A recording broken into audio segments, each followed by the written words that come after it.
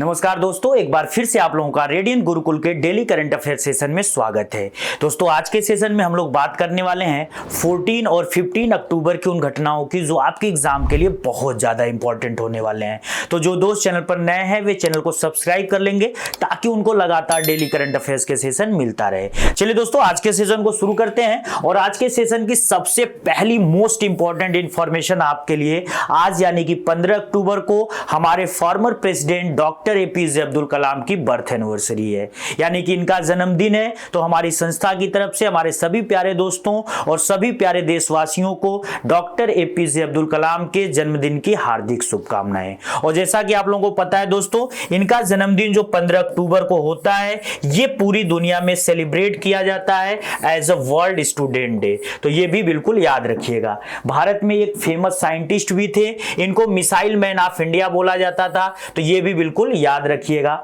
इनकी जो ऑटोबायोग्राफी का नाम है, इन्होंने जो एक किताब लिखी अपनी आत्मकथा विंग्स ऑफ फायर, तो इसको भी एसएससी कई बार अपने एग्जाम में पूछ रखी है, ये भी याद रखिएगा। चलिए दोस्तों, आज के सेशन का पहला क्वेश्चन देखते हैं और ये आज के नोबेल प्राइजेस के जो सीरीज थे उस सीरीज का ये लास्ट अवार्ड है, क्योंकि ऑलरेडी 5 अलग अलग सेगमेंट में हम लोगों ने अवार्ड डिस्कस कर लिया था। इकोनॉमिक्स वाला सेगमेंट बचा हुआ था। तो फिलहाल 2024 का इकोनॉमिक्स नोबेल प्राइज अनाउंस हो गए हैं और वो 3 बड़े इकोनॉमिस्ट को दिया गया। क्या नाम है उनके, बिल्कुल याद रखिएगा। डेरान एस मोगलू, साइमन जॉनसन और जेम्स ए रॉबिन्सन। ये तुर्की के हैं। इनका बिलोंग ये जो है कि यूके से आते हैं और ये यूएसए से आते हैं। तो 3 अलग अलग देशों के बड़े अर्थशास्त्रियों को इस बार का इकोनॉमिक्स का नोबेल प्राइज दिया गया। इन्होंने ऐसा कौन सा रिसर्च किया या फिर ऐसा इन्होंने कौन सा स्टडी किया जिसके लिए इनको दिया गया दोस्तों, तो बिल्कुल याद रखिएगा। इन्होंने how institutions are formed and affect prosperity, यानी कि संस्थाएं कैसे बनती हैं और हमारे जीवन के ग्रोथ को या फिर प्रॉस्पेरिटी यानी समृद्धि को कैसे प्रभावित करती हैं, इस पर इनका पूरा का पूरा रिसर्च था और इसी के लिए इनको जो है कि नोबेल प्राइज दिया गया दोस्तों। तो बिल्कुल याद रखिएगा, किसी भी देश के इकोनॉमिक ग्रोथ और डेवलपमेंट के लिए इंस्टीट्यूशंस बहुत ज्यादा मायने रखती हैं और इन तीनों अर्थशास्त्रियों ने इस बार का पूरा इनका जो रिसर्च वर्क था जिसके लिए इनको नोबेल मिला, इन्हीं इंस्टीट्यूशन के इंपॉर्टेंस पे था कि ये सारी इंस्टीट्यूशंस जो भी हैं, ये जो संस्थाएं हैं, ये कैसे किसी भी देश के आर्थिक विकास को प्रभावित करती हैं दोस्तों। बिल्कुल याद रखिएगा, ये तीनों नाम आपसे एसएससी पूछेगी। इसके अलावा एक बार फिर से मैं आपको थोड़ा सा रिवाइज करा दूं दोस्तों, नोबेल प्राइजेस जो हैं ये पूरी दुनिया में पहली बार 901 में स्टार्ट किए गए थे। अल्फ्रेड नोबेल नाम के एक साइंटिस्ट थे स्वीडन के, और उन्होंने जो है कि डायनामाइट का आविष्कार किया था। तो उन्हीं के सम्मान में इन पुरस्कारों की शुरुआत की गई थी। पहले ये पुरस्कार 5 सेक्टर में दिए जाते थे। वो 5 सेक्टर होते थे फिजिक्स, केमिस्ट्री, इसके अलावा फिजियोलॉजी या मेडिसिन यानी चिकित्सा, पीस और लिटरेचर। बाद में इसमें एक ऐड हुआ जो कि अभी हम लोग जिसका डिस्कशन कर रहे हैं 1968 में, इसमें इकोनॉमिक्स ऐड होता है और पहली बार इकोनॉमिक्स के नोबेल प्राइजेस 1969 में डिस्ट्रीब्यूट किए जाते हैं दोस्तों, बिल्कुल याद रखिएगा। इसके बाद आज के सेशन का एक और मोस्ट इंपॉर्टेंट 100% ये पेपर में आपसे पूछा जाएगा, क्योंकि recently ISSF junior world cup 2024 वाला एडिशन यहां पे हुआ है। तो आपसे पूछा जा रहा है कि which country will host the ISSF junior world cup 2024, यानी कि आईएसएसएफ जूनियर विश्व कप 2025 कौन आयोजित करेगा। तो हमारा इंडिया आयोजित करेगा, इसलिए मैंने इस क्वेश्चन को आपके लिए लाया है। बिल्कुल याद रखिएगा दोस्तों। ये देखिए, इंटरनेशनल शूटिंग स्पोर्ट फेडरेशन, ये जो आईएसएसएफ है, ये शूटिंग से रिलेटेड जितने भी टूर्नामेंट होते हैं उसकी ये जो है कि सुप्रीम अथॉरिटी होती है और इसके जो प्रेसिडेंट हैं लुसियाना रोसी, इन्होंने कंफर्म कर दिया है कि India will host the ISSF junior world cup in 2025। तो बिल्कुल याद रखिएगा, 2025 में जो शूटिंग से रिलेटेड जो वर्ल्ड कप होगा जूनियर लेवल का, वो भारत ऑर्गेनाइज करेगा। और इस डिक्लेरेशन के समय हमारे यहाँ की यानी कि इंडिया की जो सुप्रीम अथॉरिटी है शूटिंग से रिलेटेड जिसका नाम है national rifle association of India, उसके भी हेड कालिकेश नारायण सिंह देव भी उपस्थित थे। तो इन दोनों ने यहाँ पे पूरा का पूरा डिक्लेरेशन किया कि 2025 का ISSF जो इंटरनेशनल शूटिंग स्पोर्ट फेडरेशन है वो junior shooting world cup organise करेगा इंडिया में। यह इस बार का 5th एडिशन होगा, यह भी बिल्कुल याद रखिएगा। इसके पहले 4 एडिशन ऑलरेडी हो चुके हैं। पहली बार 2017 में रसिया के मॉस्को में, फिर 2021 में लीमा पेरू, जो पेरू कंट्री है साउथ अमेरिका का, उसकी कैपिटल लीमा में। 2023 में ये कोरिया में हुआ था।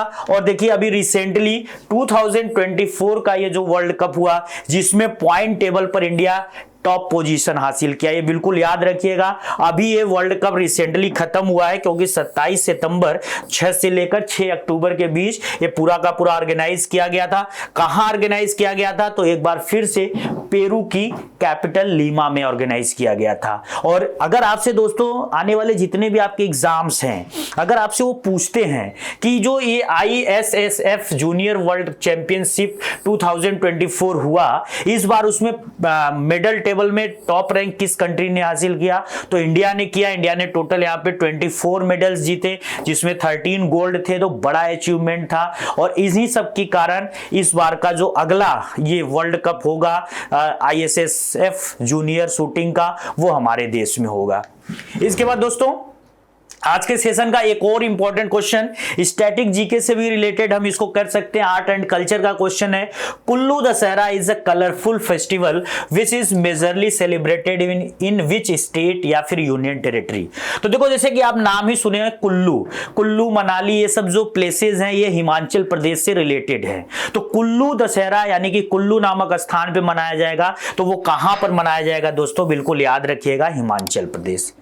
अभी रिसेंटली एक और क्वेश्चन आया था कि किस घाटी को देवताओं की घाटी यानी कि गॉड्स ऑफ वैलीज बोला जाता है?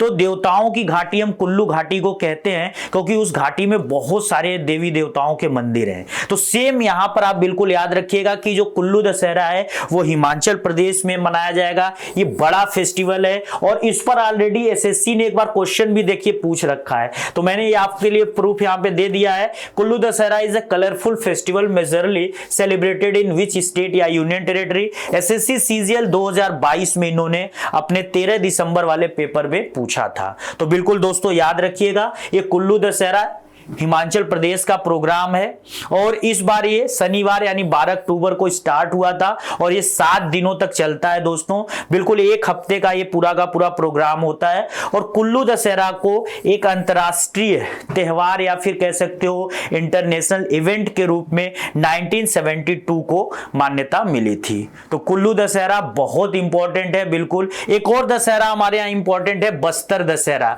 ये 75 दिनों तक चलता है दोस्तों। बस्तर दशहरा छत्तीसगढ़ में सेलिब्रेट किया जाता है।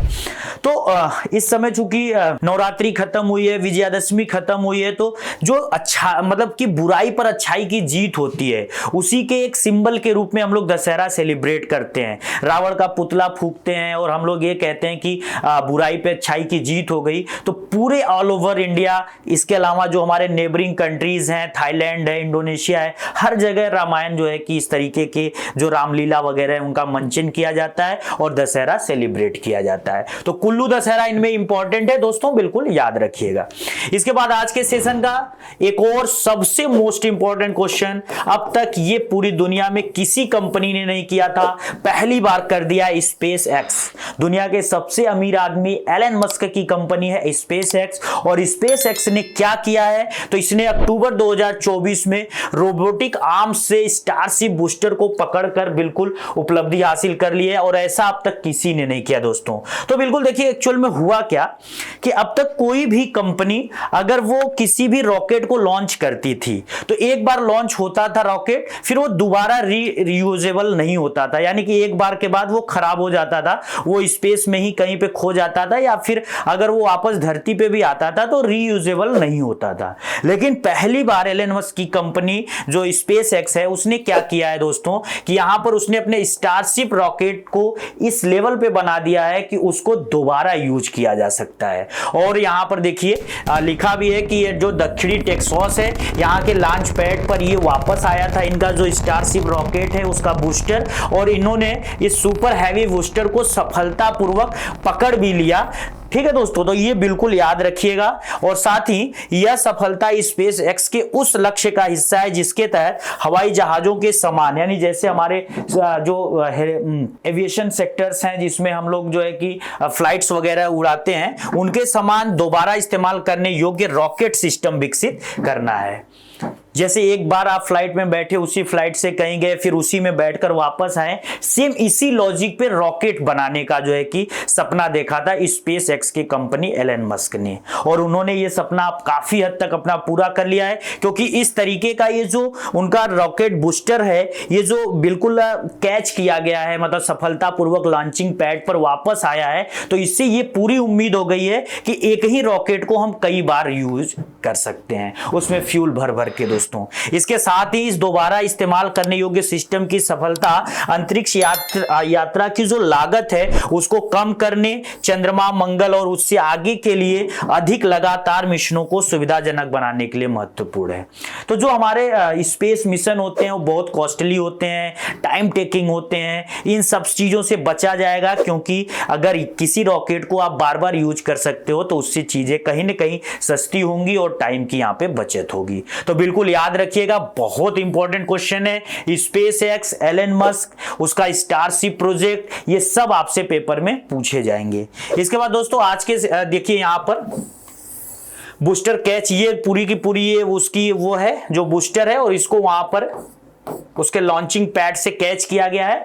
बाकी इसका एक वीडियो मैं ऐड करा दूंगा, इसमें आप देख लीजिएगा। इसके बाद दोस्तों आज के सेशन का बिल्कुल last question, which company build the Indian navy first indigenous multipurpose vessel समर्थक, यानी किस कंपनी ने भारतीय नौसेना का पहला स्वदेशी बहुउद्देशीय पोत समर्थक बनाया है? तो बिल्कुल याद रखिएगा, इस कंपनी का नाम है L&T शिपयार्ड।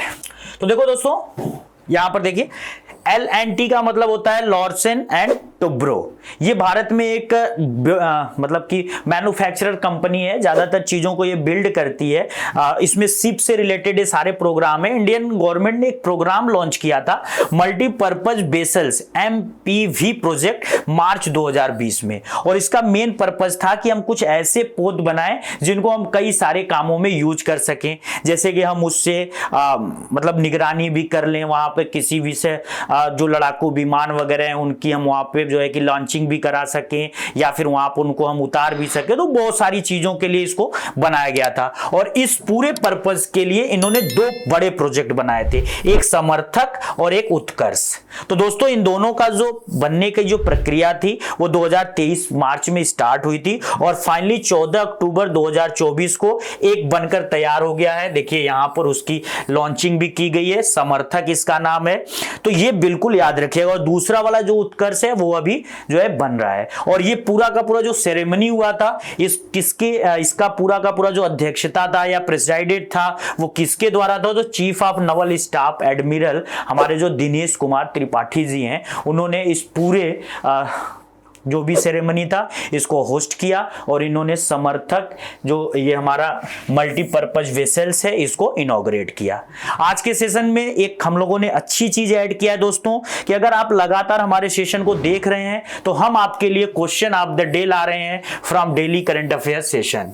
तो जो दोस्त चैनल के साथ लगातार जुड़े हुए हैं उनके लिए ये क्वेश्चन है दोस्तों। क्वेश्चन क्या है? अक्टूबर 2024 में कैबिनेट मिशन द्वारा किन भाषाओं को शास्त्रीय भाषा का दर्जा दिया गया? जैसा कि आपको पता है कि पहले भारत में 6 शास्त्रीय भाषाएं होती थी, इसमें जो है कि रिसेंटली क्या किया गया है कि 5 भाषाओं को जोड़ दिया गया है। तो अब हमारे यहाँ टोटल 11 शास्त्रीय भाषाएं हैं। तो नई 5 भाषाएं कौन है? अगर आपको दोस्तों आंसर आ रहा है, बिल्कुल मैंने लास्ट के जो प्रीवियस सेशंस हैं करंट अफेयर्स के कवर किया था, तो बिल्कुल कमेंट में इसका आंसर बताइएगा। बाकी हम अगले सेशन में इस क्वेश्चन को एक्सप्लेन करेंगे। आज के सेशन में बस इतना ही दोस्तों। आज के सेशन की पूरी PDF आप रेडियन गुरुकुल के टेलीग्राम चैनल से डाउनलोड कर लीजिएगा। सेशन अच्छा लगा होगा तो इसको लाइक जरूर करिएगा, चैनल को पर नए हैं तो सब्सक्राइब करिएगा और अपने दोस्तों के साथ शेयर करिएगा। जय हिंद दोस्तों।